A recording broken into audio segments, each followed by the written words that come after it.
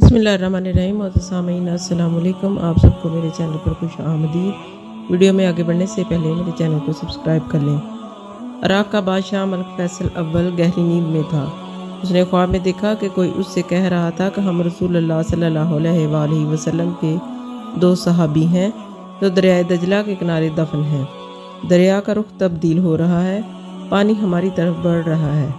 हुज़ैफ़ा बिन यमान रज़ी अल्लाह ताला अन्हु की कब्र मुबारक में पानी आ चुका है, जबकि जाबिर बिन अब्दुल्लाह रज़ी अल्लाह ताला अन्हु की कब्र भी नम होने लगी है। हमें यहाँ से निकाल कर दरिया के किनारे से कुछ फासले पर दफन किया जाए। इराक़ के बादशाह ने ये अल्फाज ख्वाब में सुने, लेकिन इनकी तरफ कोई तवज्जो ना दी। दूसरी रात फिर यही अल्फाज सुनाई दिए, लेकिन उसने अब भी तवज्जो ना दी। तीसरी रात ये ख्वाब इराक़ के मुफ्ती आज़म नूरी अस-सईद पाशा को दिखाई दिया। उन्होंने उसी वक्त वज़ीर आज़म को साथ लिया और बादशाह की खिदमत में पहुंच गए। जब उन्होंने बादशाह से अपना ख्वाब बयान किया तो बादशाह चौंका और बोला, ये ख्वाब तो मैं भी 2 बार देख चुका हूँ। अब उन्होंने मशवरा किया कि आखिर बादशाह ने मुफ्ती आज़म से कहा, पहले आप कब्रों को खोलने का फतवा दें, तब मैं इस ख्वाब के मुताबिक अमल करूँगा। मुफ्ती आज़म ने उसी वक्त कब्रों को खोलने और उसमें से नाशों को निकालकर दूसरी जगह दफन करने का फतवा जारी कर दिया। अब ये फतवा और शाही फरमान अखबारात में शाया करा दिए गए और ऐलान किया गया कि ईद कुर्बान के दिन दोनों असहाबे रसूल सल्लल्लाहु अलैहि वसल्लम की कब्रें खोली जाएंगी। अखबारात में यूं ही ये खबर शाया हुई तो दुनिया इस्लाम में बिजली की तरह फैल गई। अखबारात की दुनिया इस खबर को ले उड़ी और मज़े की बात ये कि ये हज के दिन थे। तमाम दुनिया से मुसलमान हज के लिए मक्का और मदीना में पहुँचे हुए थे।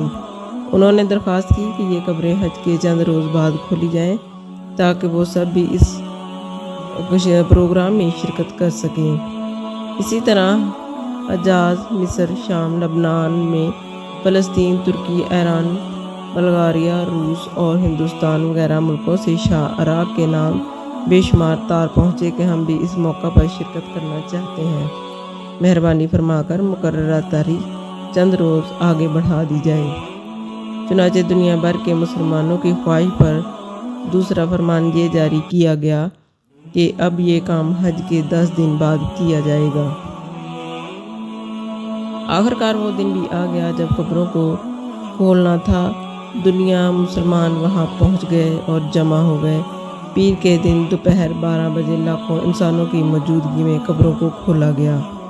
हज़रत हुज़ैफ़ा बिन यमान रज़ी अल्लाह ताला अन्हु की कब्र में कुछ पानी आ चुका था, जबकि हज़रत जाबिर बिन अब्दुल्लाह रज़ी अल्लाह ताला अन्हु की कब्र में नमी पैदा हो चुकी थी। अगरचे दरियाए दजला वहाँ से 2 फरलांग दूर था। तमाम ममालिक के सफ़ीरों, इराक़ी हुकूमत के तमाम अरकान और शाह फैसल की मौजूदगी में पहले हज़रत हुज़ैफ़ा बिन यमान रज़ी अल्लाह ताला अन्हु की नाश मुबारक को क्रेन के ज़रिए ज़मीन से इस तरह ऊपर उठाया गया कि उनकी नाश क्रेन पर रखे के स्ट्रेचर पर खुद ब खुद आ गई।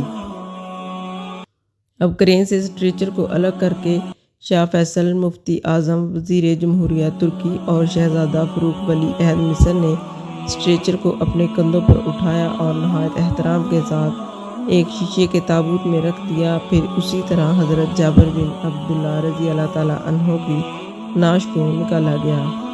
दोनों नाशों को कफन बिल्कुल महफूज थे, यहाँ तक कि दाढ़ी मुबारक के बाल भी सही सलामत थे। नाशों को देखकर कतई ये एहसास नहीं होता था कि ये 1300 साल पहले की हैं, बल्कि यही गुमान गुजरता था कि इन्हें वफ़ात पाए हुए अभी मुश्किल से 2-3 घंटे हुए हैं। सबसे अजीब बात यह है कि दोनों की आंखें खुली हुई थीं। इनमें इस कदर तेज़ चमक थी कि देखने वाले इन आंखों में आंखें डालकर देख ना सके। बड़े बड़े डॉक्टर ये मंजर देखकर दंग रह गए। सच है कि मोहम्मद सल्लल्लाहु अलैहि वसल्लम के ग़ुलामों का कफन कभी मैला नहीं होता।